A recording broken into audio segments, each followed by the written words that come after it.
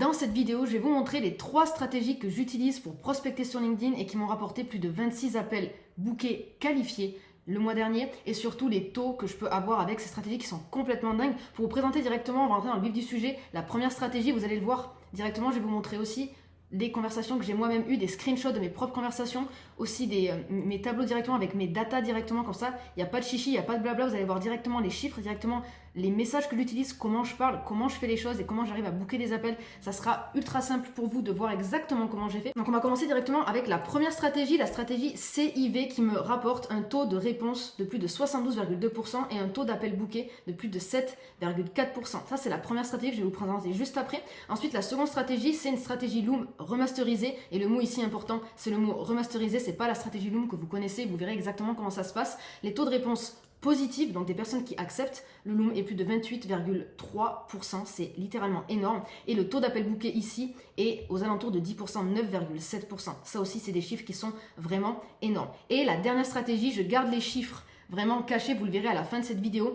C'est une stratégie que vous avez très certainement jamais vue ailleurs, qui fonctionne super bien, qui n'a rien à voir avec les deux autres, qui n'a rien à voir avec les stratégies que vous entendez à longueur de temps sur LinkedIn et qui fonctionne excessivement bien. Donc je vous présenterai ça à la fin de cette vidéo. Mais pour commencer, on va directement rentrer dans le vif du sujet avec la première stratégie, la stratégie CIV. Donc CIV, c'est quoi? C'est l'acronyme pour connexion, intérêt, valeur. C'est une stratégie qui est ultra simple, d'accord, qui a un taux de messages ouverts et de réponses qui est juste énormissime, plus de 72%. Et je vais vous montrer directement avec tout simplement les screenshots d'une conversation où j'ai utilisé cette stratégie-là, et qui a eu des taux qui sont complètement fous. Premier message que j'envoie, c'est un message type, je n'envoie jamais exactement le même, mais il suit cette trame, ok? Donc, hello, on va appeler la personne Luc, imaginons. Je viens de voir que tu avais liké certains de mes posts, j'ai l'œil comme tu peux voir, petit trait d'humour, toujours vous verrez que je mets de l'humour un peu partout, ça aide énormément en termes de connexion, de créer du lien et de casser la méfiance surtout.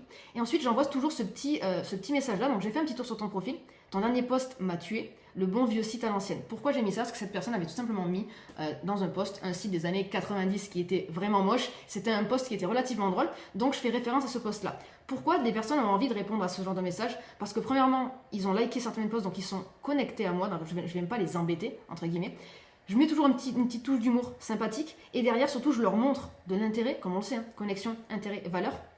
Je leur montre de l'intérêt parce que je suis vraiment allé voir leur profil et je leur prouve parce que j'ai vu leur dernier post. J'ai même liké leur dernier post, même commenté s'il faut et j'y fais référence ici. Donc les personnes ont vraiment envie d'ouvrir ce message. Donc la personne bien sûr me répond.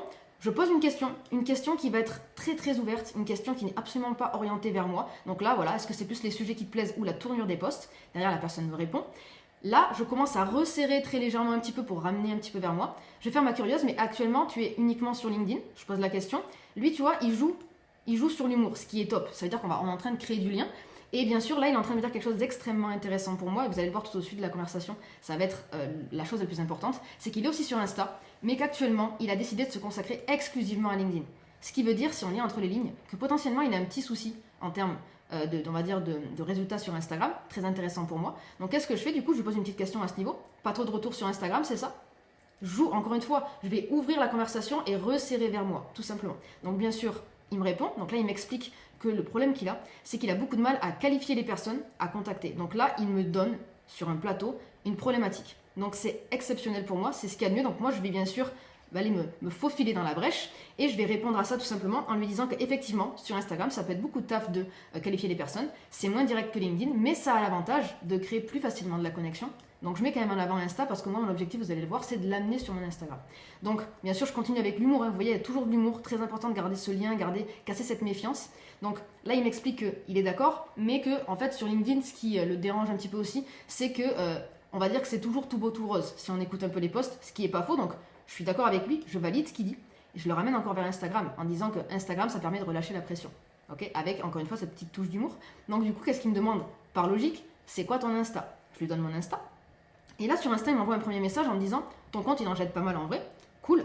Et là où j'ai eu, on va dire de la chance, mais vous pouvez toujours la provoquer cette chance, c'est qu'on a une personne en commun, d'accord? Donc lui, cette personne-là, tout simplement, il crée des sites web et il a en commun sur Instagram un client à moi qui est actuellement dans mon offre et qui crée des sites web et qui a d'excellents résultats. Donc comme je le dis ici, on a une personne en commun, c'est un client à moi, le monde est petit, et là je lui dis, donc en audio je vous ai mis la transcription, mais je lui dis en gros c'est une coïncidence qui est assez étonnante quand même, Et donc, bien sûr, lui, il va m'expliquer que oui, effectivement, voilà, il connaît cette personne, etc., etc. Donc, très bien. Moi, ce que je fais ici, là, je l'ai caché parce que c'était la vie privée de mon client, donc j'ai pas spécialement envie de vous la dévoiler ici. Mais en gros, ce que j'explique ici, c'est effectivement le parcours qu'a eu mon client, ce qu'il a fait, et lui dire que oui, aujourd'hui, ben, il a des résultats, ça marche grave bien pour lui, donc c'est cool. D'accord. Et là, je mets juste en avant que cette personne, mon client en question, c'est un petit peu le même que lui, c'est un peu un client jumeau, ce que j'aime bien dire, et il a d'excellents résultats alors qu'avant, il n'en avait pas. Donc, je prends sa situation à lui, je la compare à mon client actuel, j'expose un résultat client qui lui parle vraiment personnellement. Donc derrière, qu'est-ce qu'il me dit? En vrai, t'es forte pour faire la discussion parce que j'ai presque envie de te demander ce que tu fais. Donc clairement, après, bien sûr, je vais lui expliquer ce que je fais. Ça, c'est typiquement un message que j'envoie qui marche bien. C'est un message qui est préparé, pour le coup. J'envoie toujours le même quand on me demande ce que je fais parce que c'est un message qui fonctionne très bien, où j'ai de très bons retours. Donc, j'envoie toujours le même message. Derrière, qu'est-ce qu'il me dit tout simplement? C'est vachement intéressant. Je suppose que tout ça a un coût. T'es à combien environ? Donc là, ce que je fais, c'est que j'envoie certes un pavé. C'était en audio. J'envoie un pavé juste pour lui expliquer que en soi, je ne vais pas lui donner le prix ici, ça n'a aucun intérêt. Ce serait beaucoup plus intéressant qu'on prenne un appel ensemble pour le voir ensemble. Donc là, je le redirige vers un appel tout simplement et il accepte l'appel. Okay. Voici comment la conversation s'est déroulée et cette personne du coup est devenue cliente maintenant. Comment ça s'est déroulé? En fait, j'ai gardé typiquement, si on regarde ici, cette base. Connexion, intérêt, valeur. La connexion, elle se passe juste ici, d'accord? Donc là, il y a toute la partie où vraiment je connecte avec lui, il y a de l'humour. Ensuite, intérêt, je vous montre que j'ai regardé son profil. Je vous montre vraiment que je m'intéresse à lui, il a des problèmes sur Insta, je me pose des questions, je lui pose des questions, il voit qu'il y a un intérêt. Et la valeur, je lui donne où? Je lui donne quand je lui dis que j'ai un client comme lui qui a des résultats, je lui donne quand je lui explique ce que je fais et quand je lui propose un appel. Donc, on reste dans cette base de connexion intérêt-valeur. Et les avantages à ce niveau, c'est quoi? C'est le taux de réponse qui est ultra élevé. Le taux d'appel booké qui est relativement correct. Vous allez voir que les stratégies suivantes, il y a des taux d'appel booké qui sont bien plus élevés, mais c'est quand même correct. Et ça facilite la recommandation. Pourquoi? Pour une raison très simple, c'est que même les personnes qui n'acceptent pas un appel, vu que on va dire que la conversation s'est super bien passée, ils vont avoir tendance à me recommander, ça m'est déjà arrivé. Et c'est quelque chose qui est très avantageux selon moi. Les inconvénients, c'est que le process peut être plus long. Alors là, ça a pris une seule journée pour cette personne, ça peut prendre plusieurs jours. Ça demande plus d'énergie, ça demande de la répartie, effectivement, et ça demande une analyse à minima en amont de la personne pour pouvoir lui proposer les choses qui lui conviennent, d'accord? Donc là, dans le pavé que je lui ai mis ici, donc vous pouvez mettre pause si vous voudrez, je lui explique aussi par rapport à ses objectifs, par rapport à ses problématiques, ce que je pourrais faire pour lui et pourquoi il devrait accepter l'appel. Donc il faut que j'ai étudié un minimum son profil. Encore une fois, c'est pas du copier-coller, et vous verrez qu'il n'y a aucune stratégie que je propose qui sont du copier-coller, tout simplement parce que ça ne fonctionne pas. Maintenant, je vais vous montrer les chiffres concret. Donc ça, c'est sur la semaine dernière. Il y a eu 108 contacts, donc j'ai contacté 108 personnes. Il y a eu 78 réponses. Il y a eu 8 rendez-vous bookés, 7 rendez-vous réalisés, 3 ventes. Et le taux de réponse était de 72,2%, comme je vous l'ai dit, et le taux de book de 7,4%, avec un taux de show qui est relativement bon. Après, il y a eu peu de rendez-vous, donc en soi, le taux de show là-dessus n'est pas ultra représentatif. Mais vous pouvez voir quand même que c'est des taux qui sont juste exceptionnels, et ça prend pas énormément de temps, malgré que ça en demande un peu plus que du copier-coller. Mais les résultats sont là. Donc ça, c'était pour la première stratégie qui fonctionne très bien et qui est la plus simple, entre guillemets, à mettre en place, qui peut se faire tous les jours de manière naturelle sans passer pour un spammer. Donc vraiment, je vous la conseille. La deuxième stratégie, elle est un peu plus directe et elle fonctionne encore mieux si on regarde bien. C'est la stratégie Loom remasterisée. Pourquoi remasterisée? Si on regarde bien, la stratégie de base sur Loom, c'est quoi? C'est on envoie un message pour dire à la personne, voilà, j'ai vu ton profil, X, Y, Z, je peux te faire un Loom pour... D'accord? Ça, c'est ce qu'il y a à l'intérieur du message, automatiquement. La réponse courante, c'est non merci, ça ira. Pourquoi? En fait, ici, tu dis à ton prospect, je peux prendre de mon temps et de mon énergie pour te faire un retour. Donc, la seule chose qu'il se dit, c'est non, t'inquiète pas, c'est bon pour moi. D'accord? Il a l'impression qu'il va vous demander de l'énergie, il va vous demander un effort, il n'en a pas spécialement envie, donc non, ça ira, merci. Ce qu'il faut faire, c'est un tout petit shift très très basique. Et au lieu de dire je peux te faire un loom pour, c'est je t'ai fait un loom sur. Ça change absolument tout. Pourquoi ça change tout? Pour une raison très simple, c'est que ici, tu dis à ton prospect, j'ai déjà fait un effort pour toi. Le loom est déjà tourné.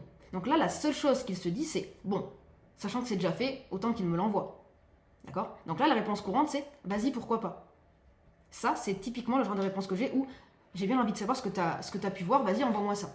D'accord? Donc là, ça fonctionne très bien à ce niveau. Donc pour vous montrer le message typique que j'utilise pour envoyer ce loom-là, j'envoie ce type de message. Donc ça va être quelque chose comme ça. Hello Luc, encore une fois. Pour info, j'ai espionné ton profil ce matin, j'en analyse tous les jours. J'ai vu 4 éléments qui nuisent à ta conversion, dont un que tu peux résoudre en moins de 2 minutes. J'ai fait un court loom de l'analyse, j'y donne même une technique rapide pour augmenter ton taux de call booké de 13% en moyenne.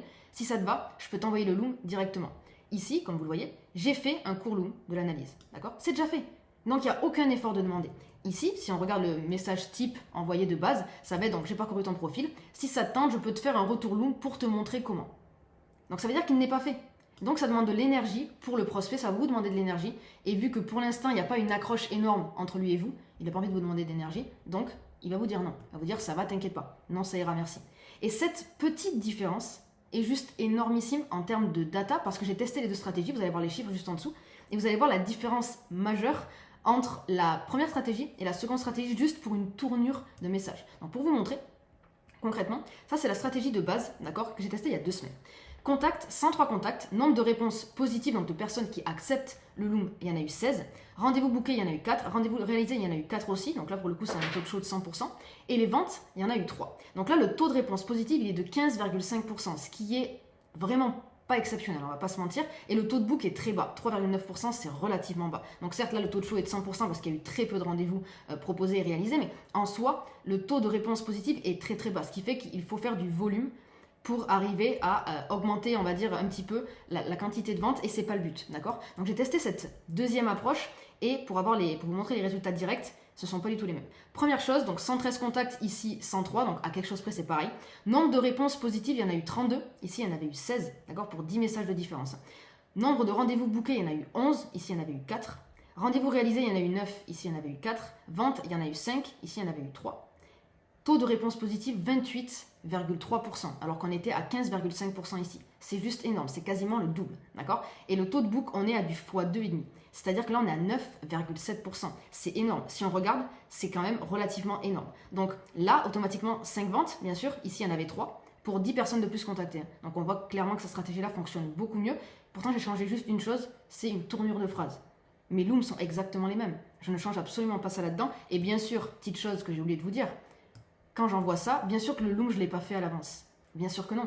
Parce que sinon, ça ne serait pas du tout rentable pour moi. Ce que je fais, c'est que j'envoie ça, et dès que la personne me dit « Oui, vas-y, je veux bien, envoie-le-moi », tout simplement, au moment où j'envoie le message, je sais que dans les 2 prochaines heures, je vais être disponible. Qu'est-ce que je fais tout simplement à ce moment-là? Je prépare mon loom et je lui envoie dans la demi-heure. Et c'est OK avec ça, d'accord? Donc ça fonctionne relativement bien de cette manière-là. Et les avantages ici, c'est quoi? C'est le taux de book qui est de plus de 9%, c'est quand même énorme. Le taux de réponse positive, 28%, ce qui est énorme aussi. Et bien sûr, la rapidité du process. En soi, vous avez 2 manières de le faire. Soit vous envoyez ce loom-là, donc ce message ici, tac, vous l'envoyez directement en premier message si la personne a déjà connecté avec vous. Si vous avez déjà, on va dire, parlé avec cette personne, vous avez déjà un minimum de liens, vous pouvez l'envoyer directement. Si par contre, vous venez juste de vous connecter avec cette personne, je vous conseille d'utiliser tout simplement cette stratégie-là au début. Et dès l'instant où vous repérez le blocage, par exemple comme je l'ai repéré ici, vous pouvez proposer un loom de cette manière-là. Et vous verrez que ça marchera encore mieux, d'accord? Vous aurez des taux encore plus exceptionnels, ok?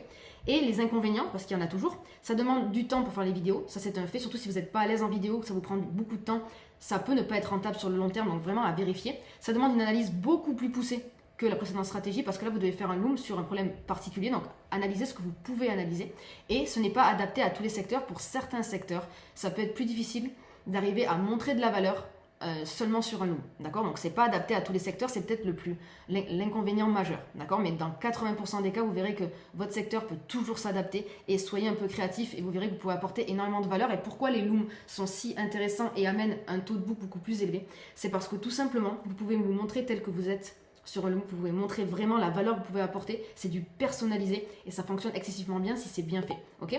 Et ensuite, la troisième stratégie que je vous vends depuis le début, c'est une stratégie qui est complètement différente de ce que vous avez pu voir. Je l'appelle Shift parce que c'est exactement ce que je fais à l'intérieur. Cette stratégie, elle est très simple. Tous les jours, vous avez, ou au moins toutes les semaines, vous avez des personnes qui viennent vous prospecter. D'accord? Donc des personnes qui ne sont pas dans votre cible, donc ça, en soi, pas intéressant. Mais vous avez des personnes qui vous prospectent, qui sont dans votre cible. Ça vous arrive toutes les semaines, c'est une certitude. Et la plupart du temps, ce qu'on fait, c'est soit on leur répond pas, soit on leur dit qu'on n'est pas intéressé. D'accord? Ça s'arrête là. Ce qu'il faut faire avec ces gens-là, c'est absolument pas ça. Si vous avez vu que cette personne est dans votre cible, il faut absolument lui parler. Il faut lui parler d'une certaine manière pour l'amener en appel avec vous, tout simplement. Et ça marche excessivement bien. Vous allez voir, les taux, ils sont assez incroyables. Et je vais vous montrer directement pareil. Donc une conversation entière, bien sûr, je vais vous épargner certains points. Je vais vous montrer les points les plus importants pour que vous puissiez voir les avantages et les inconvénients et aussi les taux que j'ai pu avoir à ce niveau. Donc pour vous montrer, ça, c'est un message, du coup, j'ai reçu à peu près 3 semaines de ça. Un message, du coup, maintenant, c'est un client. Donc, il me propose, voilà, donc, premier message assez mauvais dans le principe, dans le sens où, un peu trop direct. Mais en soi, voilà, il m'envoie ce premier message-là. Donc, moi, je lui demande, ok, dis-moi en plus. Là, il m'explique un petit peu ce qu'il veut me dire. Et il me propose, ici, un appel. Donc, au second message, il me propose un appel. Et ça, c'est jamais très très bon, ok? Surtout qu'on ne se connaissait pas du tout, d'accord? Donc, moi, ce que je fais, c'est qu'ici, et c'est le point qui commence à être important, je me permets de lui faire un feedback personnel. Et encore une fois, je lui dis, ça n'engage que moi. Et je lui explique, je lui donne de la valeur sur ce qu'il a fait juste en haut, qui selon moi n'est pas du tout la chose à faire. Et mon objectif à moi ici, c'est de l'aider pour qu'il ait de meilleurs en fait, résultats avec sa prospection, tout simplement. Donc là, je lui explique ce que tu proposes est intéressant, sincèrement, mais ta proposition d'appel est trop rapide selon moi. Mais en soi, je veux bien que tu m'en dises plus sur le sujet. Je continue la conversation. Donc là, il me demande qu'est-ce que je veux dire par proposition d'appel trop rapide. Et donc là, je lui explique. Je lui dis que personnellement, je n'aurais pas proposé un appel directement dans le second message, sachant que je n'avais pas formulé d'intérêt spécifique ou encore attendu, j'aurais attendu d'avoir de connaître plus le prospect pour connaître ses blocages, ses besoins, avant de faire ça. Mais ce n'est pas ma façon de fonctionner. Encore une fois, on reste dans la bienveillance. On n'est pas là pour montrer qu'on est meilleur que quelqu'un. On est là pour être bienveillant, pour apporter de la valeur. Il se trouve que cette personne était très ouverte d'esprit et donc c'est absolument génial parce que directement il m'a dit quoi? Ah d'accord, je vois, honnêtement, merci pour ton retour, ça fait toujours plaisir, comme ça on s'améliore. D'accord? Donc ça c'est important aussi d'avoir des gens en face qui sont ouverts d'esprit, ce sont les meilleurs clients derrière, on le sait tous. Donc là, toujours point d'humour, comme vous voyez, je garde même ce côté humour là. En gros, je te donne les clés pour me prospecter, je suis sympa. D'ailleurs, du coup, oui, il rigole un petit peu et il revient au sujet principal, donc voilà, pour voir un petit peu comment il pourrait me vendre ce qu'il voulait me proposer. Donc ce que je lui dis, c'est que voilà, je veux bien une démo, il me dit une démo, je lui dis ok, il m'envoie cette démo, très bien. Donc là, je réponds à ça, donc là, il y a une conversation qui s'est passée entre les deux où je lui explique un petit peu, etc. Mais pour vous expliquer rapidement, je lui explique que je trouve cette vidéo ultra claire, pertinente et peut-être même encore plus qu'un appel en soi, parce que c'est rapide et explicite. Donc je vois directement où il veut m'emmener et ce que c'est. Donc là, je lui dis, tu as déjà pensé à la généraliser pour l'envoyer en prospection. Là, je l'oriente, je resserre, comme au tout début, je resserre, je l'oriente vers moi. Donc là, il m'explique qu'il est en train de tourner ça, qu'il essaye pour l'instant, etc., etc. Donc cool. Là, je lui envoie, donc voilà, vous voyez, il me pose la question, qu'est-ce que j'en pense? Donc il estime que mon avis peut être important pour lui, ça c'est on va dire, c'est quelque chose de bien pour moi, en tout cas pour la suite. Donc là, je lui donne de la valeur sur ce que je verrai pour lui. Là, il m'explique, ok, merci du conseil, je vais mettre ça en place. Là, je lui donne encore plus de valeur, tu pourrais faire de la B-test, etc. Donc là, il me dit qu'il y a pensé, ça fonctionnera, ok. Donc là, ce que je fais, c'est que je laisse les choses se faire, d'accord? Et il se passe une semaine ici. Entre ici et ici, il se passe une semaine exactement. Il revient vers moi et il me dit, ok, est-ce que je peux en savoir plus sur son activité? C'est pas le seul. Ce qu'il faut vous dire, c'est que quand vous faites une stratégie shift, comme j'aime bien l'appeler, c'est pas à vous de driver la conversation, c'est à la personne qui vous prospecte de le faire. Vous êtes là juste pour répondre. Donc c'est pas à vous de relancer les personnes, c'est pas à vous de proposer un appel au bout du deuxième message, absolument pas. Vous êtes là pour lui montrer de la valeur, vous êtes là pour montrer que vous pouvez l'aider, très sincèrement, et que, voilà, vous le laissez prendre sa décision. Et les personnes reviennent vers vous si vous avez été bon juste avant.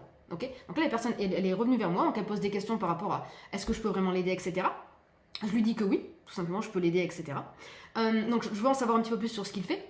Et là, directement, c'est lui qui me dit, on peut en parler en visio. Ça serait beaucoup mieux, ce qui est vrai. Donc en soi, moi j'ai dit, il n'y a pas de souci. Et là, on a calé un appel. Donc là, je lui propose voilà, des horaires. Lui, il me dit, ok, ça le fait. Je lui partage mon mail. On a fait un R1, ensuite on a fait un R2. Et il y a eu une vente, d'accord? Cette stratégie-là, pourquoi elle fonctionne excessivement bien? C'est parce que quand on arrive à montrer, rien qu'en message, la valeur qu'on peut apporter par rapport à ce que la personne nous donne, automatiquement, elle va nous voir comme quelqu'un d'autorité. Mais il faut le faire avec énormément de bienveillance, ça c'est le point le plus important. Ne soyez pas hautain ou dans ce côté « je suis meilleur que toi », ça ne fonctionne pas. Personne n'a envie d'être méprisé, d'accord? Donc soyez vraiment dans la bienveillance totale, donnez des conseils, des vrais conseils, donnez énormément de valeur. Vous allez voir que les personnes vont vous le rendre et vont vouloir en savoir plus. Et c'est là où ça devient intéressant, c'est parce que c'est les personnes qui sont en demande. C'est beaucoup plus facile de closer des personnes comme ça. Donc ensuite, les avantages et les inconvénients. L'avantage, c'est que tu n'es pas dans la demande. D'accord? Donc, tu reçois et tu gères en fonction. Donc, ce sont des prospects qui sont gratuits, littéralement, et ils te donnent toutes les infos tout seuls. Ils viennent te prospecter, donc comme lui, il m'a expliqué exactement ce qu'il faisait, comment il faisait, quels étaient ses blocages. Il l'a fait tout seul, sans que je lui demande. Donc, en aucun cas, on se sent interrogé. Et c'est ça, le gros avantage de cette stratégie-là. Les inconvénients, c'est que tu n'as pas le contrôle dessus. Tu ne peux pas savoir combien de personnes vont te prospecter cette semaine. Ça, c'est l'énorme inconvénient. Si c'est mal fait, c'est un refus direct. Comme je vous l'ai dit, c'est ce côté vraiment... je suis meilleur que toi, ce que tu fais c'est de la merde, ça fonctionne pas, d'accord? Faut être vraiment très bienveillant. Et ça demande un minimum d'analyse et aussi un peu de psychologie pour arriver à bien tourner les phrases, pour montrer qu'on est là pour, encore une fois, être bienveillant et pas pour juste critiquer pour critiquer. Donc ça demande un tout petit peu de subtilité dans la manière de le faire, mais ça fonctionne très bien. Et pour vous montrer, donc ça c'est des stats de la semaine dernière, je le mets sur un tableau différent parce que c'est pas de la prospection en soi directement, c'est pas moi qui vais contacter ces personnes. Donc j'ai reçu 16 messages de prospection. Sur ces 16 messages, il n'y avait que 9 personnes qui étaient qualifiées pour moi. Donc moi, j'ai fait la même stratégie que j'ai faite ici. Ça a amené du coup à 4 réponses positives des personnes qui étaient plutôt intéressées. Il y a eu 3 rendez-vous bookés, 2 rendez-vous réalisés, 2 ventes. Donc on voit que le taux de réponse positive est de 44,4% sur des personnes qui sont qualifiées. Donc imaginez-vous que tous les jours, vous avez, imaginons, allez, 3 personnes, d'accord, qui viennent vous contacter, qui sont dans votre cible. 3 personnes qui viennent vous contacter, qui sont dans votre cible. Au bout de 10 jours, ça fait 30 personnes. Vous pouvez avoir, en moyenne, une quinzaine de personnes intéressées. D'accord? Donc, vous pouvez booker, allez, entre 6 et 7 appels sur 10 jours. Un appel tous les 2 jours, rien qu'avec cette stratégie-là, sans aller vers les personnes. D'accord? Donc ça, c'est vraiment quelque chose qui fonctionne ultra bien. Et le taux de book, bien sûr qu'il est ultra élevé parce qu'il y a très peu de personnes, donc c'est peu représentatif. Mais dans tous les cas, le taux de book est ultra élevé pour une raison très simple. C'est qu'encore une fois, on apporte tellement de valeur. La personne est venue nous voir directement. Donc c'est plus simple de la retourner entre guillemets et de l'amener à ce convenu. Donc en soi, ces 3 stratégies, comment elles fonctionnent? La première, donc CIV, elle consiste à personnaliser l'échange, connecter avec le prospect, lui montrer de l'intérêt et lui apporter de la valeur. Le but, c'est qu'il prenne vraiment conscience qu'il a besoin de vos services. Donc le processus, c'est connexion, intérêt, valeur. Ensuite, la stratégie Loom remasterisée, elle consiste simplement à proposer un Loom dès le premier échange, d'accord, dans un premier temps, si la personne, bien sûr, est qualifiée. Sinon, faites la stratégie CIV dans un premier temps et le Loom au milieu de cette stratégie-là pour apporter encore plus de valeur et booker un appel. Et l'objectif, vraiment, cette stratégie Loom, c'est de ne pas dire je peux te faire un Loom, mais je t'ai fait un Loom sûr. Testez-le sur une dizaine de personnes et vous verrez l'énorme différence que vous aurez à ce niveau-là. L'objectif, c'est juste de montrer au prospect que les efforts ont déjà été faits en amont. Qu'en fait, il ne vous demande aucun effort. C'est déjà fait. D'accord, vous l'avez fait pour lui. Et ensuite, la stratégie 3, Shift. Donc là, c'est une personne qui vient de prospecter comme on l'a vu et ton rôle va être de retourner la situation à ton avantage et lui montrer que tu peux lui apporter des solutions à ses problématiques. Et c'est une stratégie, bien sûr, on a moins de contrôle dessus, mais qui est ultra, ultra intéressante. Donc si tu es coach freelance et que tu fais entre 2 et 5 cas par mois et que tu as envie qu'on mette en place ces stratégies dans ton business, tu peux prendre directement un appel avec moi. Il y a le Calendly directement dans la barre de description et je te retrouve à la prochaine vidéo.